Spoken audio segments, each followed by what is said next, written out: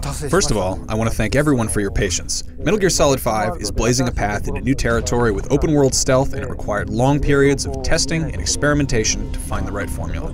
However, I'm very happy to say that the goal is finally in sight. Right now, we're busy putting the finishing touches on Metal Gear Solid 5: The Phantom Pain to polish it as much as possible by launch.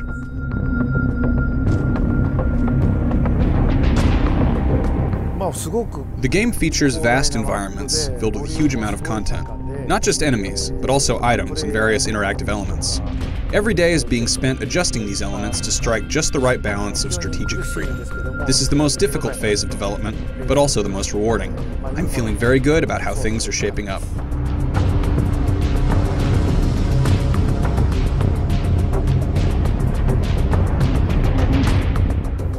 When I first came up with the idea for Metal Gear, people told me storytelling won't work in action games. So I set out to prove the world that action games could be a valid storytelling medium.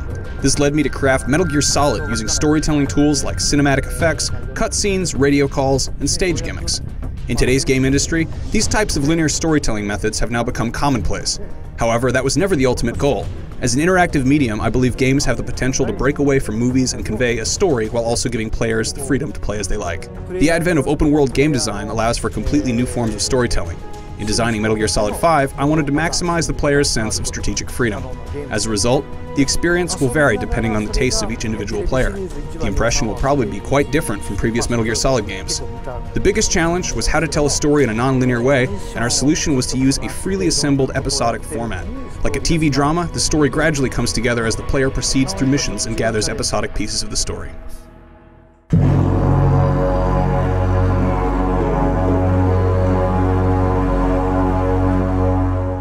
To be honest, I never set out to create a franchise called Metal Gear, and the original game actually had a different title at first. However, various factors at the time led us to name the game after the main enemy weapon. Once you do that, there's no turning back. You can't make a Metal Gear without honoring the title, so it goes without saying that the Phantom Pain will feature some new incarnation of the bipedal walking tank.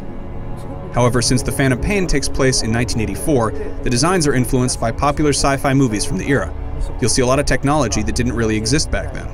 Certain aspects are realistic, but when it comes to high-tech weapons and walking tanks, what you're seeing are visions of the future through the lens of that era.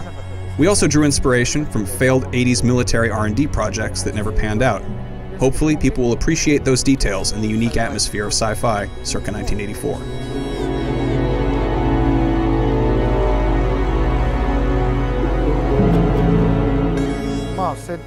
I come up with the setting and convey the character's name, age, habits, background, and language to Yoji.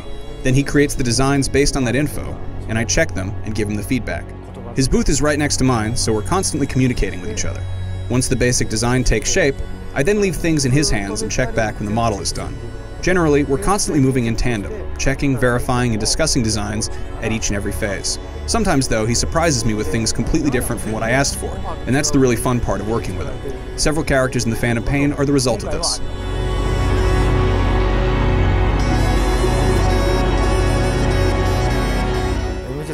While developing Metal Gear Solid 4, I contemplated an open-world approach, but we lacked the technology. I felt we were also lagging behind Western studios in other areas like physics simulation, lighting, and rendering techniques as well.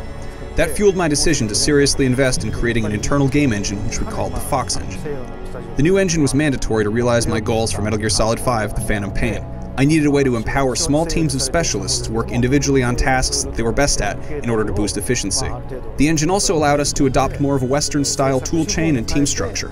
Without these modern optimizations, we'd never finish a game of the Phantom Pain's scope.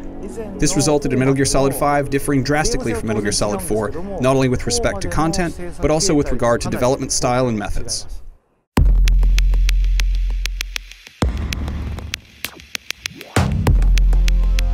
If you look back 10 years ago, online games focused mainly on competition.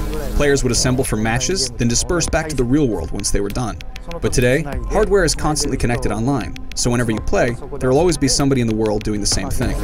Therefore, I want to include elements that take advantage of that. This time, it's not just your mother base, but the mother bases of players from all over the world. This adds a new dimension to the gameplay based on connections between players online. It's a huge challenge for us, and we're putting a lot of effort into it. In the early stages of the game, players will complete missions and enjoy the story as a standalone experience and develop their mother base.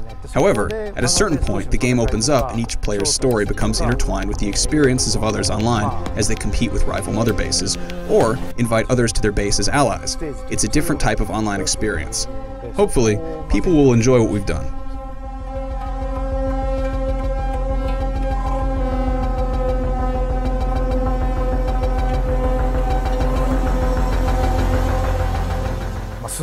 I've said it many times, but I understand why people feel Snake is cool and admire him. In reality, though, Snake is and always has been nothing more than an extension of the player. He's your alter ego. Therefore, I made a very conscious effort this time to bring Snake closer to the player's perspective. As much as possible, Snake will act based on the player rather than doing things like making spontaneous comments or flirting with women.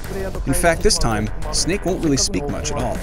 Metal Gear Solid 5: The Phantom Pain is an open-world game focused on giving freedom to the player who will drive Snake's action.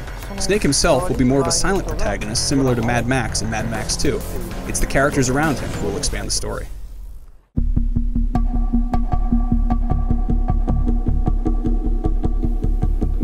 I was shocked when I heard you say it's been 27 years since the first one.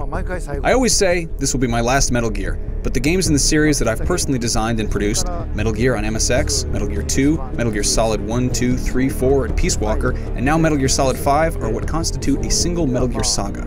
With Metal Gear Solid 5, I'm finally closing the loop on that saga. In that sense, this will be the final Metal Gear Solid. Even if the Metal Gear franchise continues, to me, this is the last Metal Gear.